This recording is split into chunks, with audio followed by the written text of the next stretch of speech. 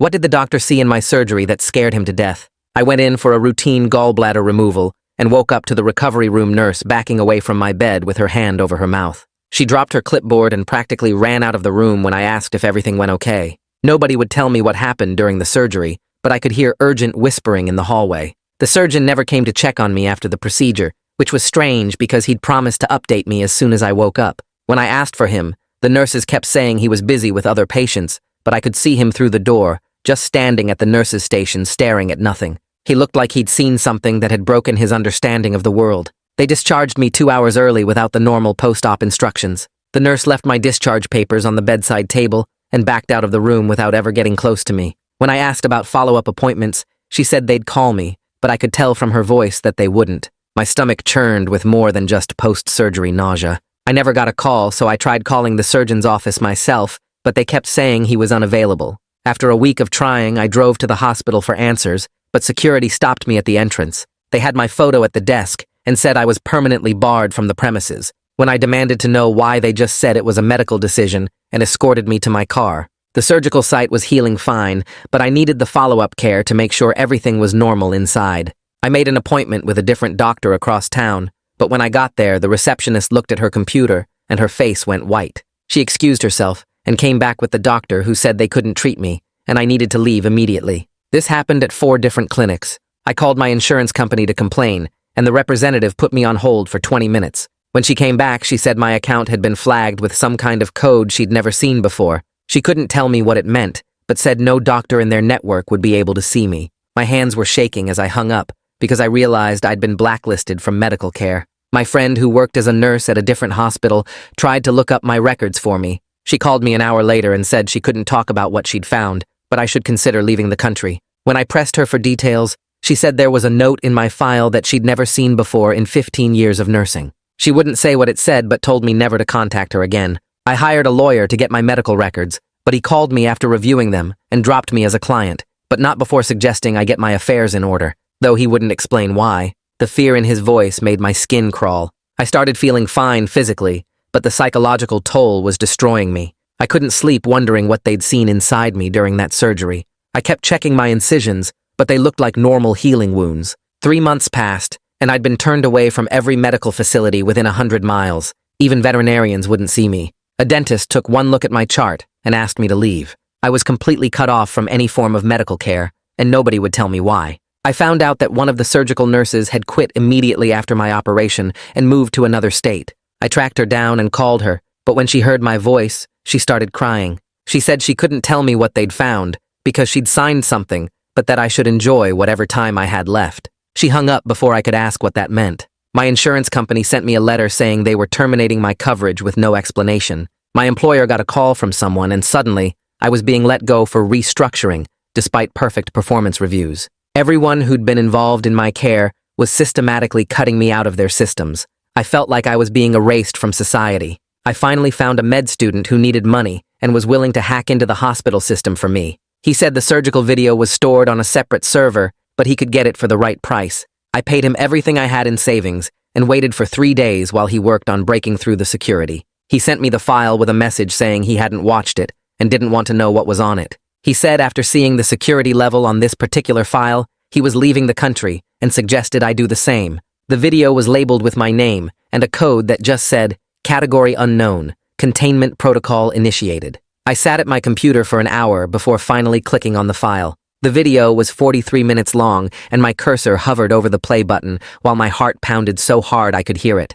I had to know what they'd seen inside me, even if it destroyed my life to find out. I took a deep breath and clicked play. The screen filled with the bright lights of an operating room, and there I was on the table with my stomach open and the surgical team working on me. The surgeon was talking into his headset about the steps he was taking, while a nurse mentioned her kid's soccer game that weekend. Another person asked about lunch plans, and someone else complained about the parking situation at the hospital. For 6 whole minutes, it looked like any other surgery video, with tools moving in and out of frame, and my insides looking pink and normal. The surgeon kept narrating what he was doing with the gallbladder and explaining each cut and movement for the recording. Then, at exactly 7 minutes and 12 seconds, everything changed when the surgeon stopped talking mid-word and leaned forward toward the monitor. He asked the nurse to move the camera left and zoom in on something near my liver that caught his attention. His voice went from casual teaching mode to confused questioning as he pointed at what looked like a small pouch sewn into the tissue. The pouch wasn't supposed to be there,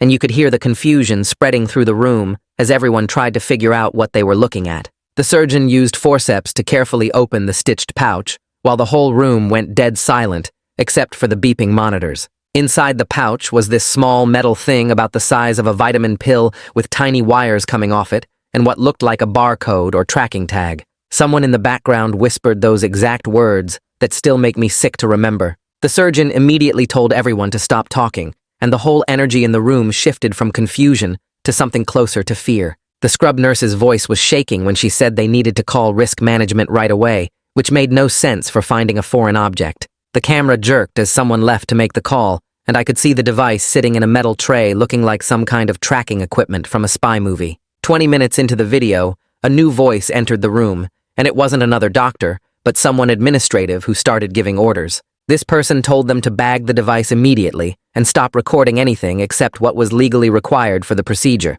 They mentioned something about category unknown protocol, and everyone seemed to know what that meant, except for one nurse who asked what was happening. The administrator told her she'd be briefed separately and to just focus on closing me up while they handled the situation. Then I heard them say something about the device matching a research serial number from their inventory, which made my whole body go cold. The video went black for about 10 seconds before coming back on, and I noticed several people who were in the room before were now gone. The last 15 minutes showed them sewing me up in almost complete silence, with the surgeon's hands visibly shaking as he worked. Someone mentioned they needed to document everything for legal, instead of for my medical record, which explained why my file was so weird. The video ended at exactly 43 minutes with no summary or post-op notes like you'd normally see in a surgical recording. I sat there staring at the black screen for what felt like forever, trying to understand what I'd just watched. My hands were shaking, so bad I could barely move the mouse as the reality hit me that they'd found some kind of research device inside me.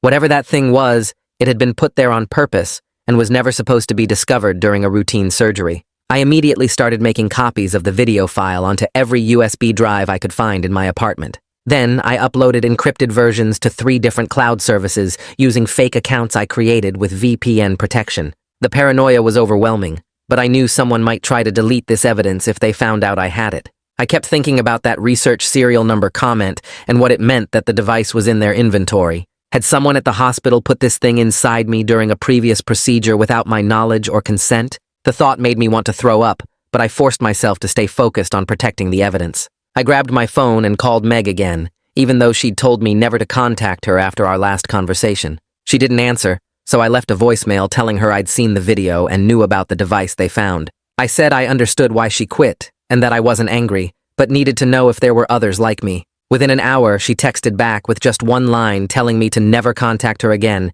and that she'd already said too much. Her fear came through even in that short text, and I realized whatever this was went way deeper than just one bad surgery. The device, the cover-up, the systematic blacklisting from medical care all pointed to something organized and deliberate. I was part of some kind of unauthorized research program, and now that they knew I knew, things were probably going to get worse. That night I couldn't close my eyes without seeing that metal thing from the video sitting in the surgical tray. I kept lifting my shirt and running my fingers over the healing cuts on my stomach. The stitches were almost dissolved, but I pressed on the skin around them looking for any weird lumps or hard spots. Every little twinge or ache made me jump up and check the mirror to see if something was moving under my skin. I turned on every light in my apartment and sat at my kitchen table with a notepad writing down everything that had happened since the surgery. First was the nurse backing away from my bed with her hand over her mouth. Then the surgeon who wouldn't come see me and just stood at the nurse's station looking broken. The early discharge without instructions came next on my list. I wrote down every clinic that turned me away and the exact dates I went to each one. The insurance company call was on March 15th at 2 in the afternoon. My friend who worked as a nurse called me back on March 20th and told me never to contact her again. The lawyer dropped me as a client on April 2nd. I filled 12 pages with dates and names and every single thing I could remember about being cut off from medical care. If something bad happened to me, I wanted someone to find this and know what they did. I opened my laptop and started searching for anything about category unknown protocol, but Google gave me nothing useful. The regular medical sites had nothing about it, and even the government health databases came up empty. I found some sketchy forums where people talked about weird medical stuff and typed in different search terms. One thread mentioned patients getting blacklisted after routine surgeries at certain hospitals. Another post talked about finding strange objects during operations that weren't supposed to be there. The people writing seemed scared and used fake names, but their stories sounded a lot like mine. Nobody had solid proof, though, and most of the posts were old or had been deleted. I spent hours going through medical whistleblower sites and found 3 different people claiming their hospitals were doing research without telling patients. They mentioned implants and monitoring devices, but the details were all really vague. One person said they quit nursing after seeing something during surgery that made them question everything about modern medicine. I took screenshots of every post that seemed connected to what happened to me. My eyes were burning from staring at the screen, but I kept searching until I found a journalist named Ruby Lindsay who wrote about medical corruption. She had exposed a drug company for hiding bad test results and won some big journalism award for it. Her email was listed on her publication's website with a note about sending tips through encrypted channels. I downloaded a secure email program and spent an hour figuring out how to use it properly. I wrote her a message explaining everything that had happened since my surgery and how I'd been blacklisted from all medical care. I attached a 30-second clip from the surgical video showing them finding the device, but not the whole thing in case someone intercepted the email. I told her I was desperate and needed someone to help me understand what was happening. 2 days passed before she wrote back with just a few sentences saying she needed to verify I was real. She said there were a lot of crazy people who sent her conspiracy theories and she had to be careful. She suggested we meet at the Westfield Mall food court on Saturday at noon, where there would be lots of people around. I got there 20 minutes early and bought a coffee just to have something to do with my hands while I waited.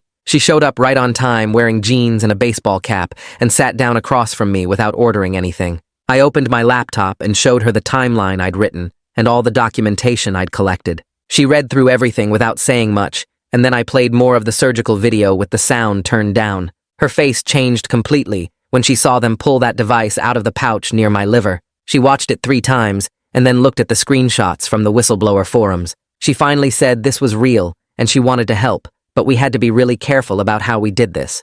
She explained that the hospital could sue me for stealing their video and try to ruin my life even more than they already had. She said we needed more proof than just the video to show they did something wrong. She took pictures of my documentation with her phone and said she'd start looking into the hospital's research programs. She gave me a different encrypted email address and told me to only contact her through that from now on. 3 days after meeting Ruby, I got a message from the med student who'd helped me get the video. He was using a different email address, and the message was short, but it scared me bad. He said someone was tracking who had accessed the surgical video server, and they were trying to trace his hack. He was leaving for Europe tomorrow, and said I should be really careful, because they were looking for me too. The paranoia got so much worse after that, and I started backing up everything to multiple places. I uploaded the video to 5 different cloud services using fake accounts and VPN connections to hide my location.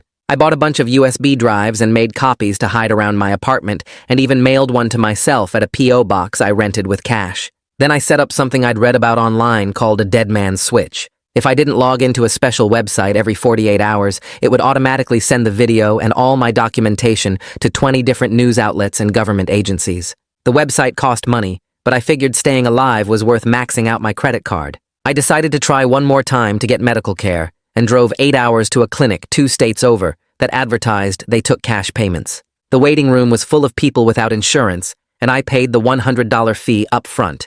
The receptionist took my information and said the doctor would see me soon. 5 minutes later, she came back looking confused and said there was a problem with their system. She made a phone call to what she said was tech support, but I heard her reading my name and birth date to someone. Her face got weird, and she hung up and told me I needed to leave immediately. She said they couldn't treat me, and when I asked why, she just kept saying I had to go right now. Even a cash clinic in another state knew not to help me, and that meant the blacklist was in some kind of national database that every medical place could access. Ruby emailed me 3 days later with a name and address for a doctor who might help. Dr. Hans Oakley was a semi-retired internist who worked out of his home office and only took cash payments from patients who couldn't use regular medical channels. She said he'd helped other people who got blacklisted for different reasons, and he wouldn't ask too many questions about why I couldn't go to normal doctors. I called the number she gave me and left a message explaining my situation without giving too many details. He called back that night and said he'd see me, but I had to follow his rules exactly. No insurance forms, no paper trail, cash only, and I couldn't tell anyone where his office was located. The drive to his place took 6 hours, and I had to be really careful about how I traveled. I took back roads to avoid toll booths with cameras, and paid cash for gas at stations without security cameras facing the pumps. I stopped at a motel halfway there that still took cash and didn't require ID if you paid extra. The whole thing felt crazy, but I needed medical care, and this was my only option. His home office was in a regular neighborhood and looked like any other house from the outside. He answered the door himself and led me to a converted garage where he had basic medical equipment set up. He examined me for over an hour, checking my surgical sites and asking about symptoms I'd been having. He drew blood himself and gave me paperwork for an MRI at a facility that catered to international patients who paid cash. He was nice, but I could tell he was nervous about helping me. While I waited for my test results, Ruby kept digging into the hospital's connections. She found out they had a contract with a medical device company called BioTrack Solutions that had been investigated twice by the FDA for unauthorized human trials. The company made long-term biomonitoring implants that were supposed to be for research purposes only. She sent me screenshots of their product catalog, and one device looked exactly like what I saw in the surgical video. I finally got Meg to answer her phone after leaving dozens of messages. I promised I'd protect her identity and never reveal she talked to me if she'd just tell me what she saw. She was crying as she explained that she watched them bag the device during my surgery and heard someone say it was from a batch that was supposed to be destroyed 3 years ago. She said the administrator who came into the OR seemed more worried about legal liability than my health. She told me she quit because she couldn't handle knowing they'd put these things in people without consent, and she was pretty sure I wasn't the only one. 3 nights in a row, I noticed the same dark sedan parked across from my apartment building. I started taking pictures with timestamps and keeping a log of when it showed up and left. On the 3rd night, I walked toward the car to confront whoever was inside, but it drove away before I got close. I managed to get a partial plate number and gave it to Ruby to see if she could trace it. Dr. Hans called me a week later with my test results. Most of my blood work was normal, but I had elevated inflammatory markers that suggested my body was reacting to a foreign object that wasn't there anymore. He also found unusual scar tissue patterns on the MRI that didn't match typical gallbladder surgery. The really scary part was when he said he found evidence of previous surgical alterations that happened before my gallbladder surgery. Someone had been inside me before, and I had no memory of any other operations. Ruby kept investigating the device serial number she'd found in some leaked documents. She discovered it was connected to a research unit that was a joint project between the hospital and a Department of Defense contractor studying long-term biological monitoring. The project was classified, but she found references to it in budget documents talking about tracking physiological data over extended periods. The implications made me sick to think about. A certified letter arrived at my apartment from the hospital's legal team. They claimed I'd stolen proprietary information by obtaining the surgical video and demanded I return all copies immediately or face criminal charges. The letterhead showed they'd hired Steinberg and Associates, one of the most aggressive law firms in the state that specialized in crushing people who went against big institutions. Ruby said this was actually good news because it meant they were scared of what I had. Ruby brought in someone named Polina Hester, who was a civil rights attorney with experience fighting hospitals over consent violations.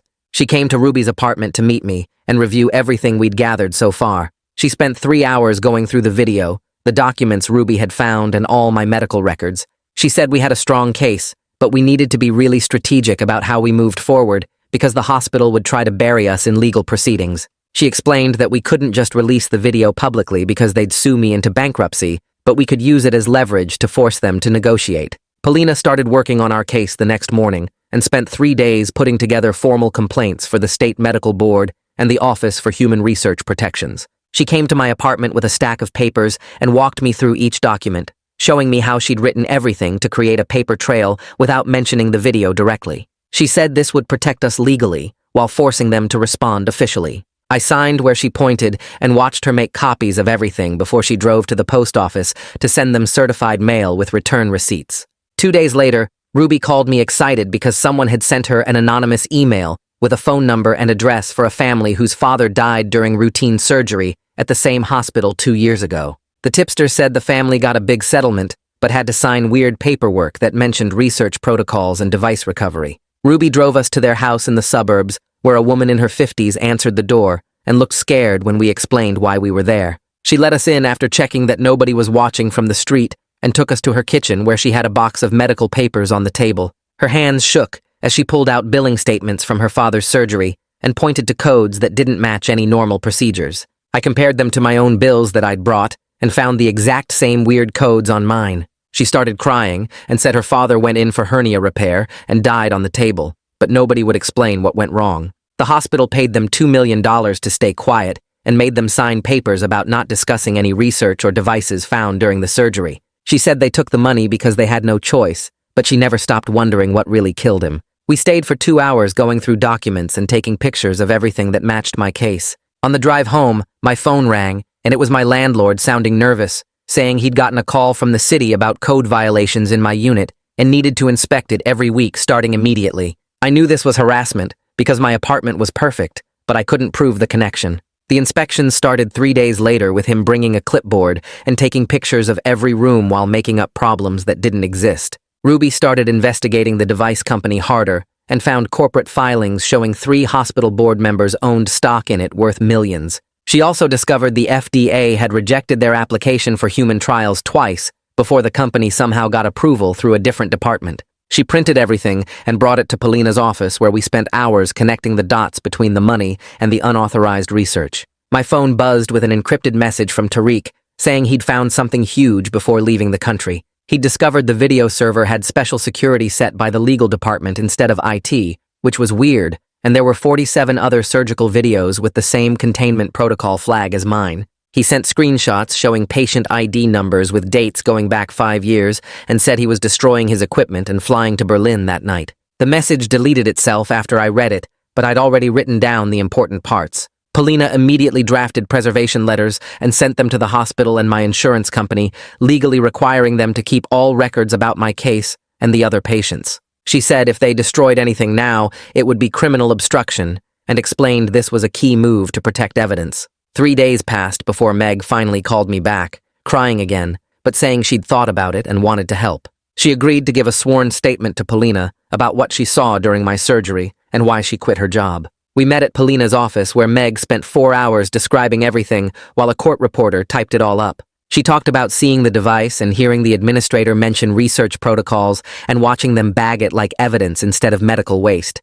She said she quit because she couldn't live with being part of something so wrong and was scared they'd come after her if she talked. Polina had her sign the affidavit and made multiple notarized copies that she locked in her office safe. The next morning, a courier delivered a letter from the hospital's lawyers requesting a meeting to discuss resolution. They offered to restore my full medical coverage immediately and pay substantial damages if I'd sign an NDA and return all copies of the video and any related documents. The letter said this was a one-time offer that would expire in 72 hours and included a draft agreement that was 20 pages long. Polina reviewed it and said the money was good, probably $3 million after taxes, but the NDA was so broad, I couldn't even tell my future doctors about the device. She said it was my choice, but we had leverage now and could probably get better terms if we pushed back. I spent 2 days thinking about it because the money would solve so many problems, but taking it meant staying silent while other people might have devices inside them. Dr. Hans called and said I needed to come in for new tests,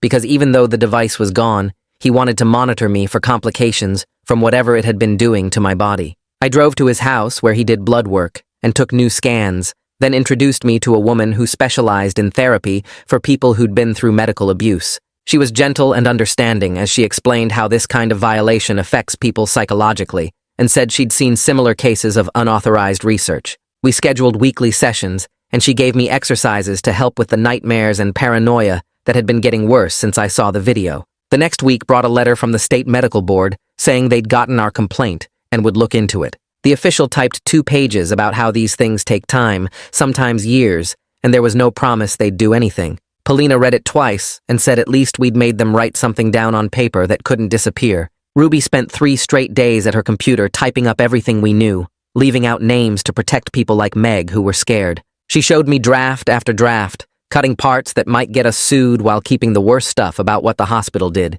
Her editor made her rewrite it 4 times before saying maybe they could print it if she found more proof. That's when the phone calls started coming in from other families who'd heard about us through patient groups online. A woman from 2 towns over said her husband got blacklisted after knee surgery and died 6 months later without any doctor helping him. Another family said their daughter couldn't get care after her appendix came out and they found something weird inside her. 17 different people called with the same kind of story about getting cut off from doctors after regular surgeries. Polina started writing down all their names and making files for each one, saying we had enough for a big lawsuit now. The hospital's lawyers called her office and asked for another meeting, this time with better terms written on fancy paper. They'd give me full medical coverage anywhere I wanted, help me find a new job, and pay me enough money to never work again if I wanted. The only catch was, I couldn't talk about the research stuff they'd been doing to people without permission. Polina pushed the papers across her desk and said it was my choice, but we had power now to ask for more. I took the papers home and stared at them for 3 days straight, knowing the money would fix everything, but also knowing other people were suffering. My hands shook every time I picked up the pen to sign, because taking their money meant staying quiet forever. Ruby called and said her editor finally said yes to printing the story if she didn't use my name or the hospital's name directly. She worked another 2 days making it perfect, showing how hospitals were doing research on people during regular surgeries without asking first. The story went online at midnight, and by morning had been shared 10,000 times with people demanding answers. The hospital put out a statement saying they were doing an internal quality review of their research department. 3 researchers got suspended while they investigated, though the hospital kept saying they didn't do anything wrong. Polina called it a win, because at least someone was being held responsible, even if they wouldn't admit guilt. I went back to her office and said I wanted to change the deal, so I could talk to government investigators about what happened. She spent 6 hours on the phone with their lawyers working out new terms that let me help with official investigations, but not talk to reporters. The compromise meant I'd get my medical care back and enough money to live on, while still helping catch the people who did this. 2 weeks later, a man in a suit from the state investigation office came to take my testimony about everything. He wrote down every word I said about the device and the video, and how they'd blocked me from getting help. He said they were taking this seriously, and more investigators would be coming to look at the hospital's files. My new insurance card came in the mail with a special note saying I could see any doctor who took cash patients outside the normal network. Dr. Ahans signed the papers to be my main doctor and set up monthly checkups to watch for any problems from the device. The relief of having real medical care again made me sleep through the night for the first time in months. Ruby's story kept spreading online, and more reporters started digging into similar cases at other hospitals around the country. The hospital's CEO went on TV, saying they were committed to patient safety and would cooperate with all investigations. Behind the scenes, Polina heard they were destroying old research files and moving money to offshore accounts before investigators could find it. More families kept calling us with their stories, and we started a private online group to share information and support each other. Some had lost loved ones who couldn't get treatment, while others were still fighting to get basic medical care after being blacklisted. The state investigation team came back 3 more times to ask questions and look at the evidence we'd collected from everyone. They said criminal charges might be possible, but it would take months of work to build a strong case. Polina kept filing papers with the court to preserve evidence and stop the hospital from hiding what they'd done to us. Every small victory felt huge after months of being powerless against the whole medical system working together. The settlement money finally came through, and I could pay back everyone who'd helped me when I had nothing left. Dr. Ahans ran new tests that showed my body was healing well, even though we'd never know exactly what that device had been doing inside me. Ruby won an award for her reporting and used her speech to talk about the brave people who risked everything to expose the truth. The hospital quietly settled with 6 more families while denying any wrongdoing in official statements to the press. Each day got a little easier,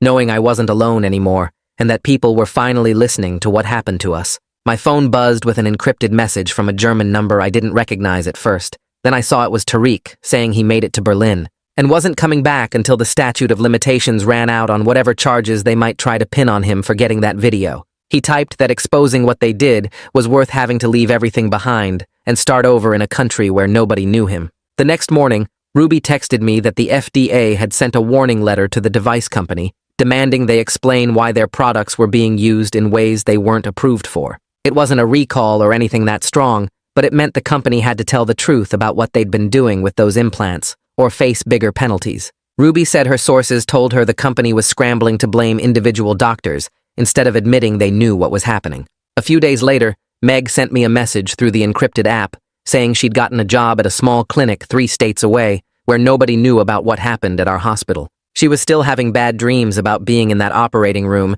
and seeing them pull that thing out of me, but at least she could work again without people asking questions. She said talking to me helped her deal with the guilt of not speaking up sooner when she knew something was wrong. 3 months after Ruby's story went viral, I was watching the news when they announced Congress was going to hold hearings about medical research being done without patients knowing about it. Ruby called me right after to say they wanted her to testify about her investigation and show them all the evidence we'd collected from the different families. The coverage was going national now, with major networks picking up the story and sending reporters to interview anyone who'd talk about what the hospital had done. That same week, the hospital announced their CEO was leaving to pursue other opportunities, which everyone knew meant the board forced him out to try to save face. 3 board members also stepped down without any big announcements, just quiet resignations filed with the state. The new people they brought in kept talking about transparency and reform, but I didn't believe they'd really change anything unless someone made them. I got a letter in the mail from someone in Ohio who'd had their appendix out at a hospital that worked with the same device company.